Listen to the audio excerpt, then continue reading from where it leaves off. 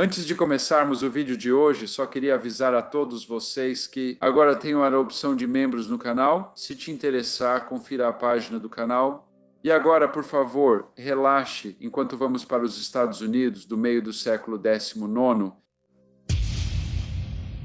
Sarah Jane Lothery nasceu no ano de 1833 na pequena cidade de Louisville, no condado de St. Lawrence, Nova York. Seus pais eram membros respeitados da comunidade local, e Sarah era a mais velha dos 4 filhos deles, um menino e 3 meninas. No entanto, uma tragédia atingiu a família quando Sarah entrou na adolescência. Sua mãe morreu em 1844 e seu pai 2 anos depois, em 1846. As crianças herdaram a modesta fazenda e a alugaram, recebendo cerca de $25 por ano cada uma. Sarah era descrita como inteligente e de temperamento animado e alegre. Ela também era considerada bastante atraente. Em setembro de 1849, ela se casou com um homem local chamado Sr. John Gould. Mas a má sorte nunca parecia estar longe da pobre jovem. E 3 anos depois, em 1852, ele morreu, deixando Sarah Jane viúva. Com apenas 19 anos de idade, ela já havia experimentado a perda de ambos os pais e do marido. Depois disso, Sarah foi morar na casa de seu tio e sua tia, que também moravam em Louisville. Seu tio, um cavalheiro chamado Sr. Danforth Britton, era dono de uma loja chamada Harrison Britton e também administrava uma taverna que funcionava como pensão. Nesse ambiente de apoio, Sarah Jane encontrou uma espécie de estabilidade em meio aos desafios que a vida havia lhe imposto. James E. Eldridge era um jovem de uma família muito respeitável, também oriundo do condado de St. Lawrence, em Nova York. Ele nasceu em 1836 na cidade de Kenton. No entanto, em 1856, quando tinha apenas 20 anos, sua família se mudou para Iowa. James, é claro, foi com eles. Mas em setembro do mesmo ano, ele decidiu voltar para o condado de St. Lawrence, reencontrando o ambiente familiar que conhecia tão bem. 2 meses depois, em novembro, ele viajou para Louisville, onde por algum motivo se apresentou como Sr. Edwin Aldrich. Sob esse nome falso, o jovem cavalheiro conseguiu um emprego como professor em uma escola local. Pouco depois de começar em seu cargo, o Sr. Aldrich, como gostava de ser chamado, conheceu a Sra. Sarah Jane Gould e logo ficou evidente que ele lhe dava atenção especial. Sussurros circulavam na comunidade sobre as intenções desse aparentemente encantador mestre-escola em relação à jovem viúva. A amizade deles continuou e no início de março de 1857, o Sr. Aldrich alugou um quarto na pensão que pertencia ao Sr. Britton. Não demorou para que o tio e a tia de Sarah Jane percebessem que o jovem cavalheiro estava demonstrando intenções românticas em relação à sobrinha deles. Um mês depois, em abril, o Sr. Aldrich perguntou a Sarah Jane se ela queria se casar com ele. Ela aceitou com entusiasmo. Depois, ele pediu respeitosamente o consentimento do tio dela para a união. Ele fez um pedido sincero e direto, esperando transmitir ao Sr. Britton seu amor genuíno e compromisso com sua sobrinha, além de garantir ao cavalheiro que ele poderia confiar o bem-estar de Sarah Jane a ele. O Sr. Britton, porém, recebeu a notícia do noivado deles com entusiasmo mais contido. Preocupado com sua sobrinha, ele queria ter a certeza de que ela se casaria com um homem verdadeiro e trabalhador, que tivesse seus melhores interesses no coração, especialmente considerando as tragédias que ela já havia enfrentado em seus 24 anos. O Sr. Britton perguntou ao Sr. Aldrich como sustentaria Sarah Jane. Em resposta, o jovem explicou que possuía 600 acres de terra em Iowa, que foram adquiridos com recursos fornecidos por seu pai. O Sr. Aldrich citou ainda $1.500 prometidos por seu pai, que ele usaria para comprar cavalos. Esses cavalos, disse ele, seriam levados para Iowa e vendidos com lucro. Depois, ele voltaria a Louisville. Enquanto Sarah admirava o Sr. Aldrich, o Sr. Britton seguia cauteloso.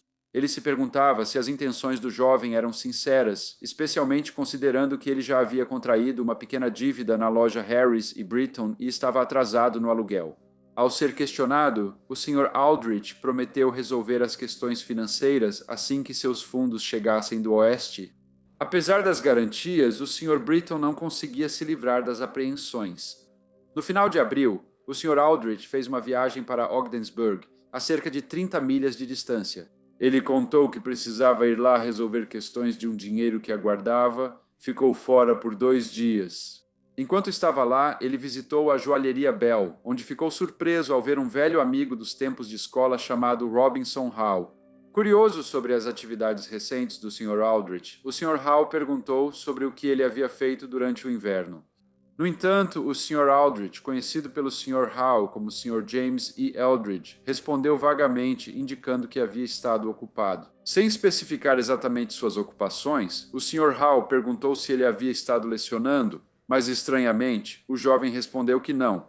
O Sr. Aldrich voltou para Louisville e continuou afirmando que esperava que uma quantia considerável de dinheiro chegasse em breve de Iowa.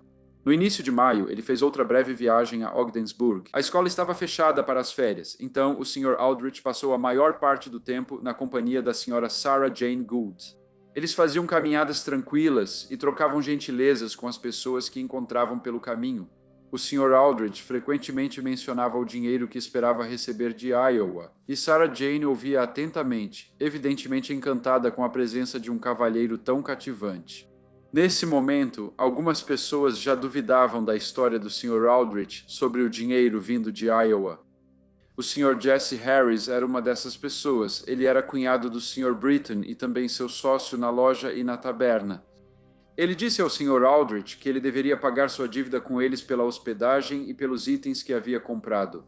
O Sr. Harris enfatizou que não estava disposto a confiar nele ainda mais sem o pagamento. O Sr. Aldrich disse que já afirmou várias vezes que pagaria assim que o dinheiro do pai chegasse e que aguardava a transferência. Não satisfeito com a resposta, o Sr. Harris então disse ao jovem que, se o pagamento total não fosse feito até o dia seguinte, ele não teria mais permissão para ficar no quarto que estava alugando. Naquela noite, o Sr. Aldrich ficou acordado até tarde com Sarah Jane.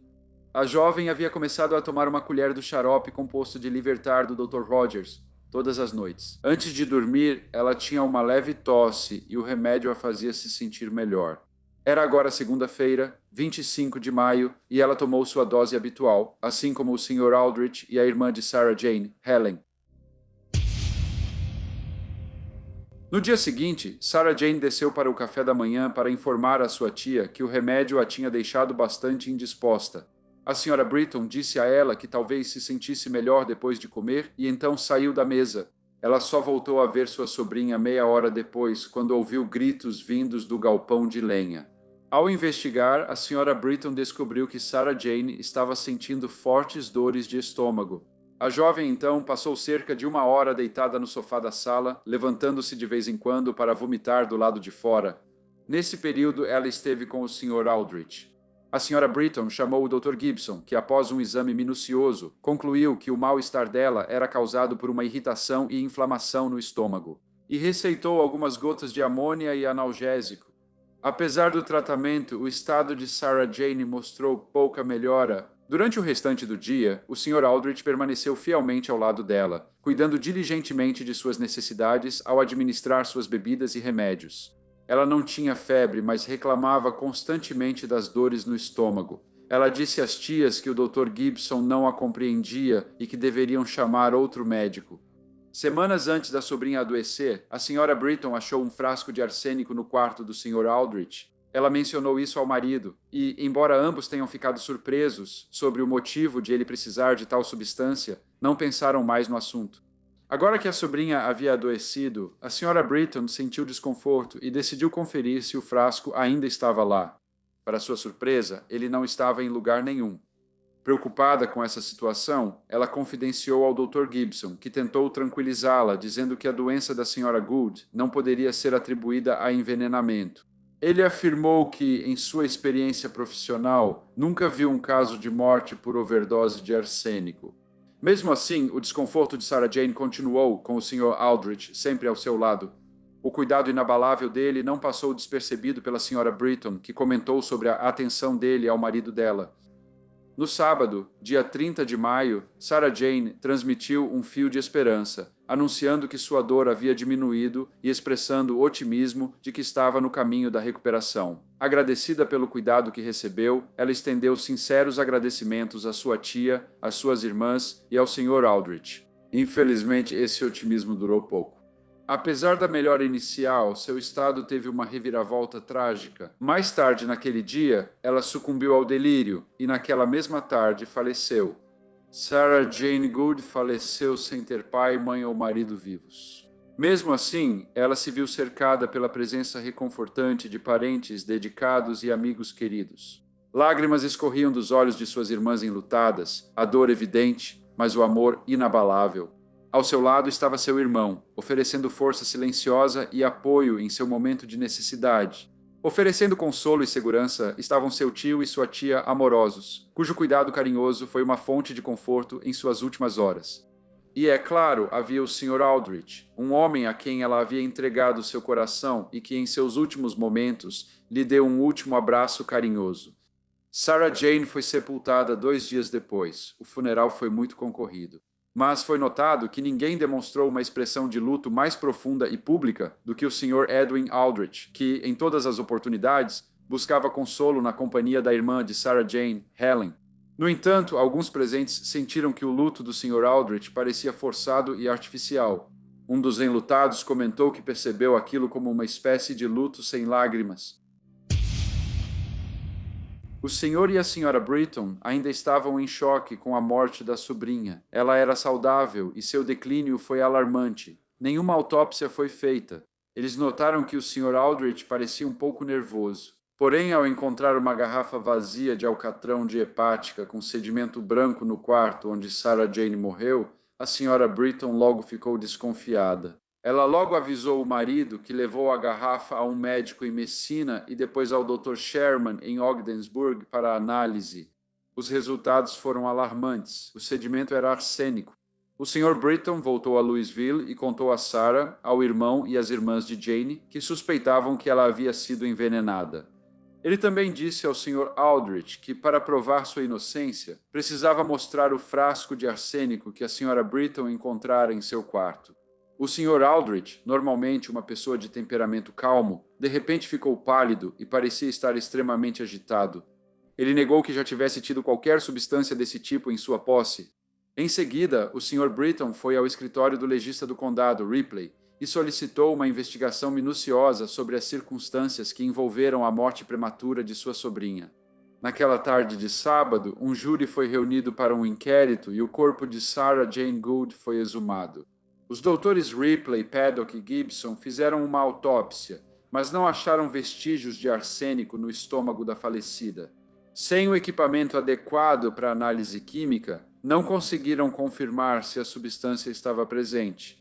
No entanto, durante o exame, uma revelação inesperada surgiu. Foi descoberto que, no momento de sua morte, a jovem estava com aproximadamente 8 semanas de gravidez. O júri certificou que a morte ocorreu por alguma causa desconhecida.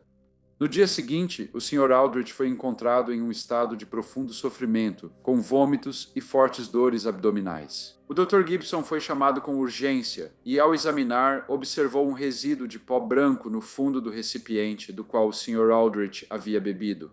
Apesar de o Sr. Aldrich negar que havia consumido arsênico, o Dr. Gibson não tinha dúvidas quanto à causa dos sintomas. O jovem ficou doente por alguns dias, mas se recuperou completamente. Começaram a circular especulações na comunidade, com muitos suspeitando que o Sr. Aldrich realmente havia envenenado Sarah Jane. Alguns achavam que ele tinha segundas intenções, talvez por causa de seus sentimentos por Helen, irmã de Sarah Jane. Embora as evidências contra ele parecessem circunstanciais, a suspeita crescente levou à sua prisão. Em junho, o Dr. Sherman realizou um exame minucioso dos órgãos da falecida em seu consultório em Ogdensburg. Ele os encontrou notavelmente bem preservados e seus testes revelaram vestígios de arsênico, o que fortaleceu o caso contra o Sr. Aldrich. Consequentemente, o Sr. Edwin Aldrich foi formalmente acusado de assassinato. O julgamento começou em 10 de dezembro de 1857. Apesar da natureza circunstancial das provas, a acusação foi habilidosa em pintar um quadro do caráter enganoso do réu. Eles enfatizaram ao júri que o homem em julgamento atendia pelo nome de James E. Eldridge. No entanto, ele havia se apresentado como um cidadão honesto de Louisville sob o pseudônimo de Sr. Edwin Aldrich. A discrepância serviu como um lembrete marcante da natureza dúbia do réu.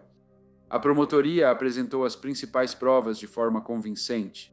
Uma análise química dos órgãos removidos concluiu que Sarah Jane morreu por envenenamento por arsênico.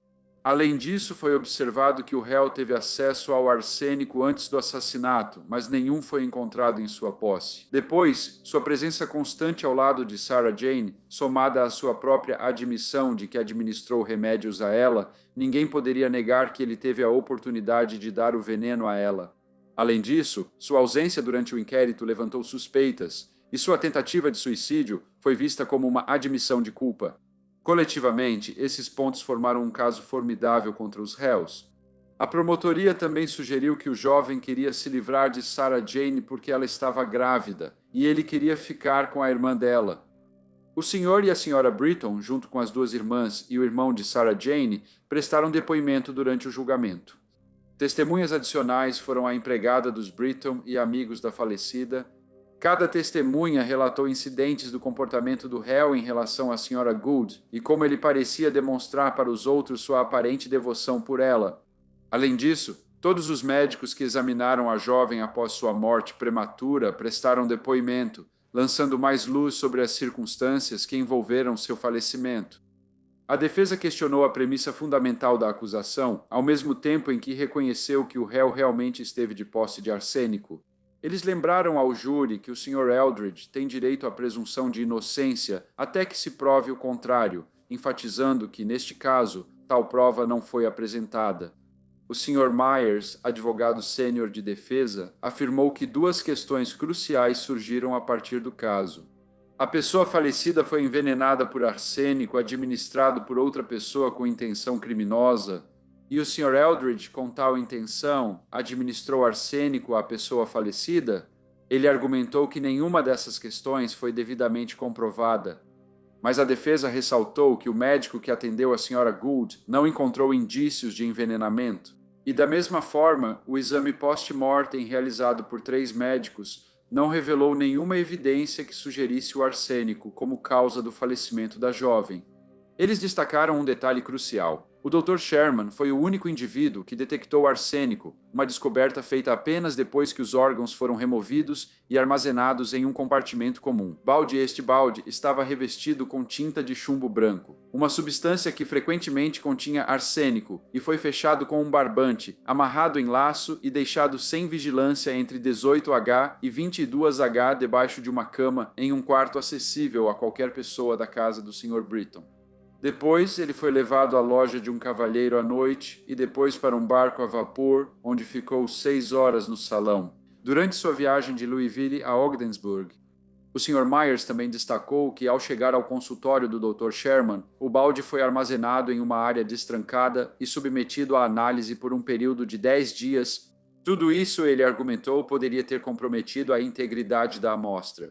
Ele citou a página 56 da jurisprudência médica de Taylor, que enfatizava a necessidade de a equipe médica ser extremamente cuidadosa ao armazenar órgãos, para garantir que nenhum deles possa ser submetido a qualquer tipo de adulteração. Mas Offens também contestou a afirmação sobre a gravidez de Sarah Jane, sugerindo imprecisões nas alegações dos médicos. Eles citaram o depoimento de Anne Lux, que era empregada doméstica da família de Debforth Britton. Ela havia indicado que a falecida menstruou 1 semana antes de sua morte, portanto, desacreditando o motivo para o crime alegado pela acusação. Na terça-feira, 22 de dezembro, o juiz fez um resumo do caso e lembrou ao júri a gravidade da decisão que eles teriam que tomar. Às 12h30, eles se retiraram para deliberar e retornaram às 7 da noite. Com o veredito de culpado, no dia seguinte, o tribunal se reuniu novamente e o juiz sentenciou o réu, Sr. James E. Eldridge, à morte. Apesar de sua situação, ele manteve sua alegação de inocência. Seus advogados entraram com um recurso contra a decisão do tribunal, o que resultou no juiz James concedendo a suspensão da execução e aprovando o pedido de um novo julgamento. No entanto, a saúde do jovem piorou durante seu confinamento e ele sucumbiu à tuberculose na prisão de Cantão enquanto aguardava a possibilidade de outro dia no tribunal. Ele tinha 21 anos de idade. Olá a todos e muito obrigado por ouvirem. Como de costume, por favor, deixem qualquer comentário ou sugestão que vocês tenham e espero ver todos vocês novamente no próximo Briefcase.